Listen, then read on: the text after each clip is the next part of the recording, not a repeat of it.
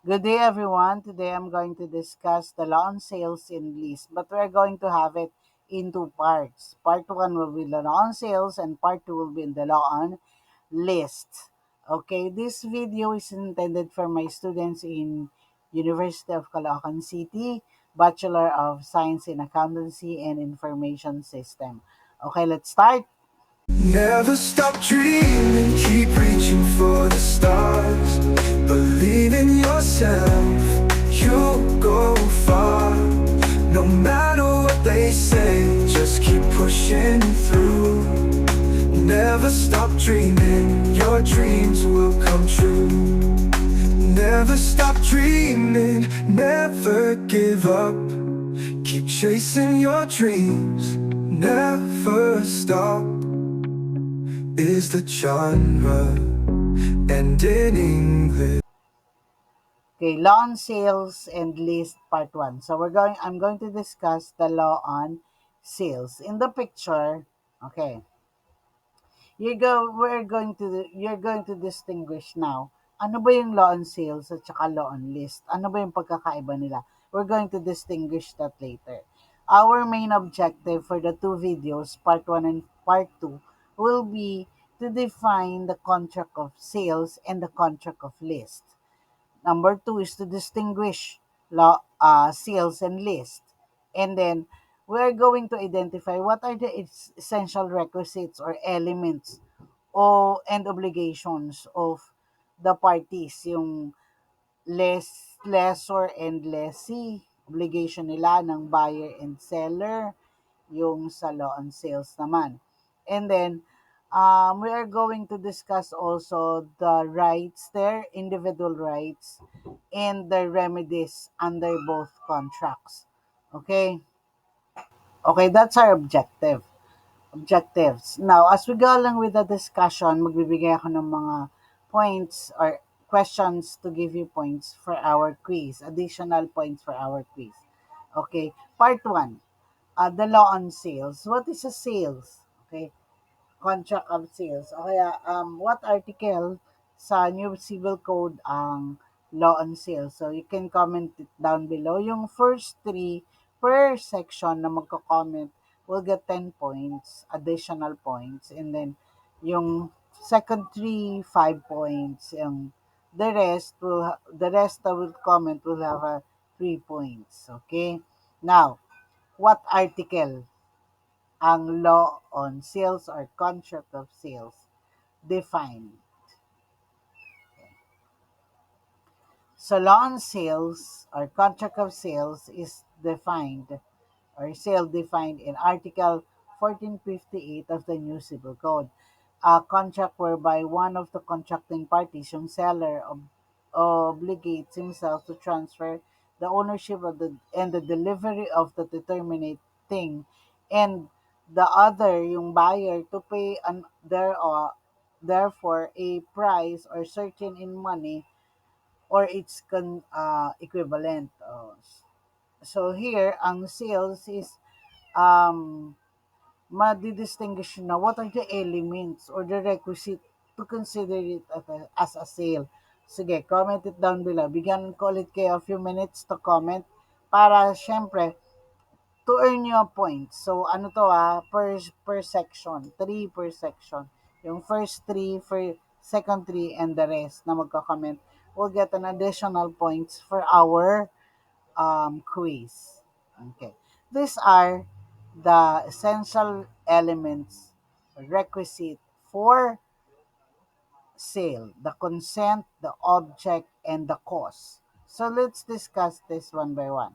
You told me in our discussion before that the consent is just a meeting of mind, diba? This means that both seller and the buyer must agree on the same thing or in the same sense. Kapag nag-meet yung mind nila, it is a consent already.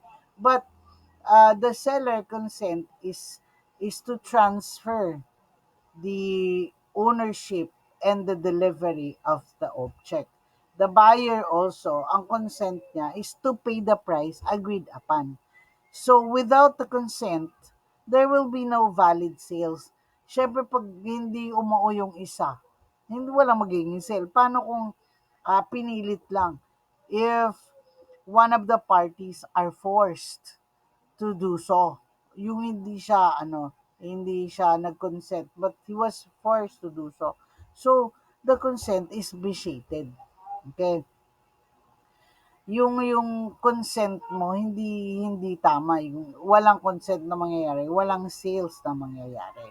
So object, determinating, bakit determinating? Is it really determinating only or you can have a specific thing? Sige nga, yes or no, comment it down below. 'Di ba sabi sa article, balikan natin, Article 1458, it is the delivery of to deliver a determinate thing.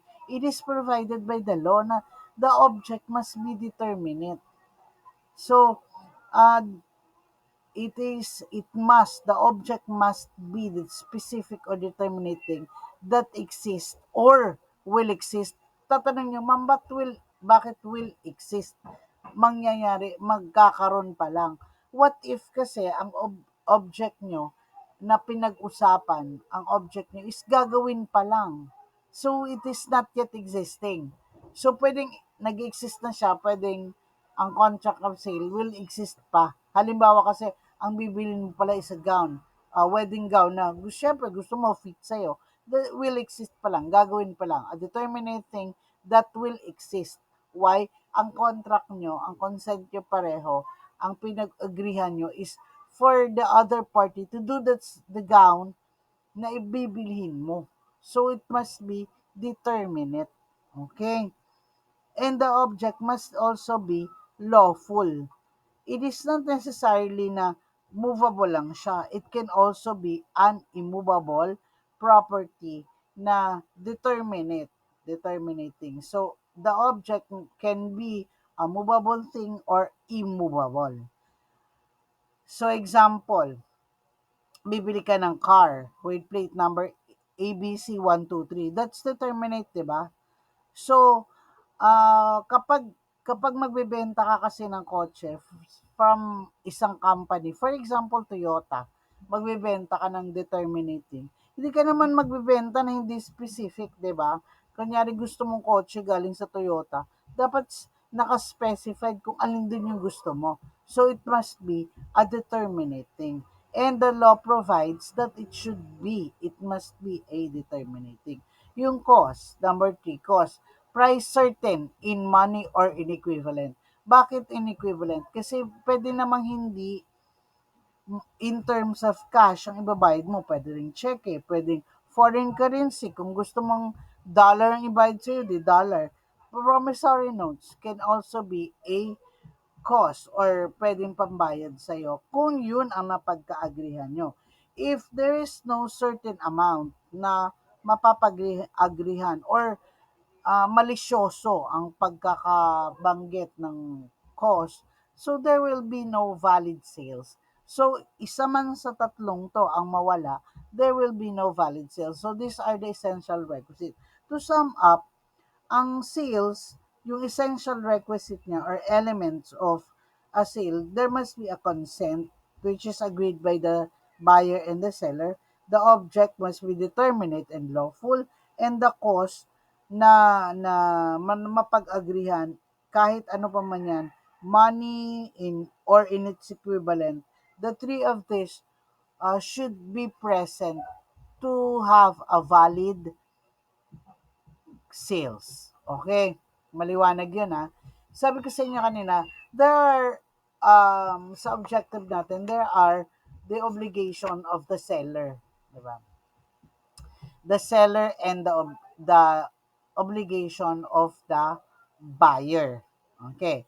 Let's start with the obligation of the seller. Give me one obligation of the seller. Comment it down. Okay. The obligations of the seller is to deliver the thing sold, to transfer the ownership, and warrant against eviction and hidden defects. So, ito yung naman yung obligations of the seller. Di ba? We have discussed the obligation obligation and contract first prior to the contract of sales and obligation. Maisingit ko lang. Sabi ko sa inyo, once we go along with the lesson sa ating um, course, we are going to go back again, back and back to the obligation and contract. Ito na yun. This is one of the example. Sorry for the noise. Obligation of the seller. What is the obligation? Ito isa. To deliver the thing sold. The seller must physically or constructively deliver the item agreed upon by the buyer. Ano ba yung paano niya ba i-deliver? Ma'am, paano kung ang binili ko as house and lot? Paano i-deliver sa akin? Paano yung form of delivery? It should be in physical or constructively. Physically or constructively. Paano siya mabibigay na physically, di ba? So, dalawa yan. Ang delivery kasi, it denotes on how the buyer will get the control or possession of the object. Paano naman i-deliver sa kanya? For example, you buy a car. Tapos, gusto mo na yung buyer mismo ang unang mag-drive nung kotse. Sabi nung buyer, hindi gusto ko, ako unang magdadrive nung kotse. Ayoko nang may mileage yan kasi hindi ko nga tinest drive, ganyan. Anyway, it's brand new, may tiwala ako sa company. Gusto ko ako yung unang magda-drive. So, sabi mo, ang question mo, paano mo i-deliver yung yung car? So you can bring to the owner, to the buyer, the keys or the registration paper or the executive deed of sales. That's an example of the constructive delivery. You're not going to deliver physically the car, but the key or the deed of sale or the registration paper ang i-deliver mo. Yun yung constructive delivery. Pag physical delivery, for example, you buy a cell phone, you give the cell phone immediately. Yun yung physical delivery. You give the cell phone or the laptop na binili or, di ba, yun yung i-present mo na yung lupa na binili na magkasama kayo doon sa sa binili niyang farmland or kaya ng house and lot, pinipresent mo na siya. That's the physical delivery. And you are giving the keys, you are giving the documents of the house and lot, both constructively and physically. You deliver the thing sold. Yun yung physical delivery or constructive delivery. Sorry for the noise. And then, pag sinabi namang transfer the ownership, the sale is not just the mere giving the giving possession, but also transferring the ownership of the thing sold. So the ownership passes to the buyer upon delivery. Kapag binigay nyo na yung dineliver nyo na, you deliver also the ownership. You give the ownership. But you also have to consider if there is fraud, intimidation upon the delivery. Kasi baka naman ang napag-usapan nyo, you are going to deliver the thing sold na fully paid, hindi mo pa ibibigay. So the ownership will not yet pass. Pero kung ang stipulation nyo, for example, you are going to give constructively or deliver constructively the key, but may agreement kayo na kalahati pa lang yung nababayad na, i-deliver mo na, the ownership is not yet passed.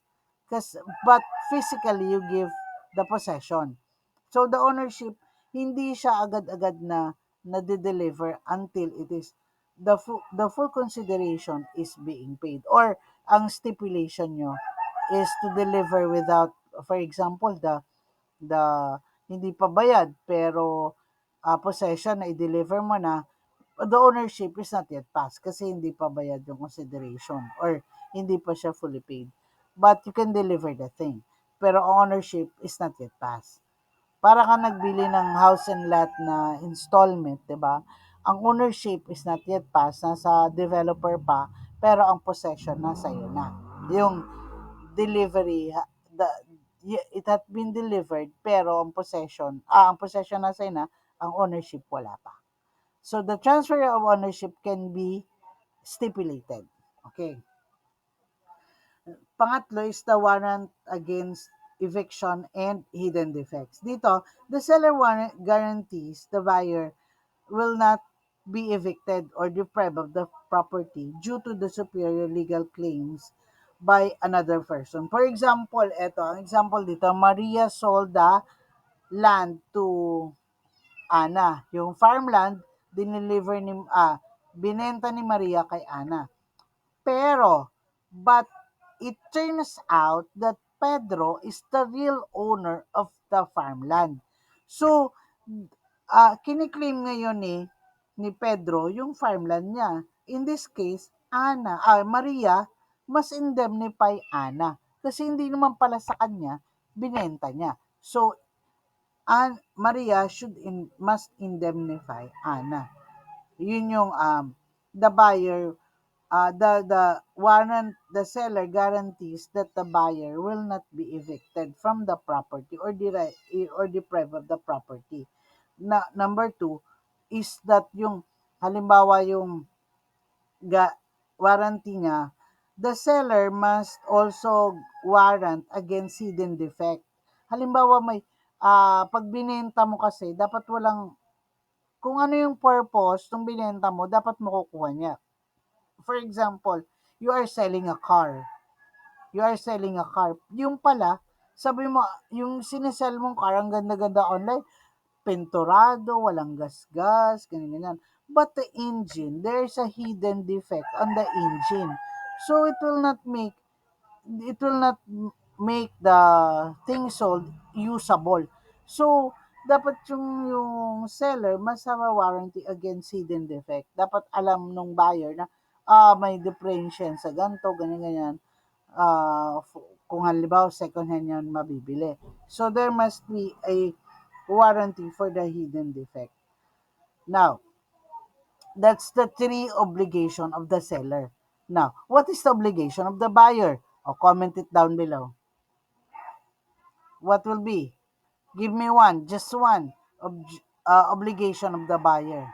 Yes, you're correct. Yes, you're correct. To pay the price and to accept the delivery. Okay. Dalawa lang yan. Siyempre kung ikaw si buyer, kailangan mong magbayad. Buyer eh. To pay the price. Pay the purchase price in money or in equivalent as agreed upon in the contract, yung buyer and seller. Kasi di ba ngayon, for example, I am going to sell my motorcycle. Tapos ang pinagka-agreehan nyo na, may motorcycle ka naman, ibigay mo, swap na lang tayo. Kung magkano yung kakulangan, yun ang pupunan mo. So yung kung magkano yung kulang doon sa pagbili mo sa akin, yun ang babayaran mo. So the buyer has to pay for a certain consideration. So inequivalent. So, yung motor niya at saka yung cash niya, kasyang pambayad doon sa bibili niya sa aking motor. So, that's the um, agreement or inequivalent to the price. Pwede rin namang, ang stipulation, kung halimbawa may stipulation si buyer at saka si seller for the time and the place, it should be agreed upon kung paano nila babayaran o paano mababayaran si seller ni buyer nung tamang price na pinagka-agreehan nila. Okay? Next is to accept the delivery. Now, kapag nag-agree na sila for a certain price and they agreed for a certain time and place, ngayon, si buyer has the duty to receive the thing sold. Kapag hindi niya ni-receive, there will be no contract of sales. Pero hindi din pwede na sabihin ni buyer na, ayoko na lang kunin kasi, ang tawag doon, nagbago na isip ko. Hindi pwedeng ganon. There should be a reasonable, valid reason para sabihin niya na hindi ko na yan kukunin to rescind the contract. For example, hindi yun iba yung binili mo sa dineliver. So may karapatan ka, you have all the reason to not to accept the delivery. Then, for example, nakita mo agad na defective pala.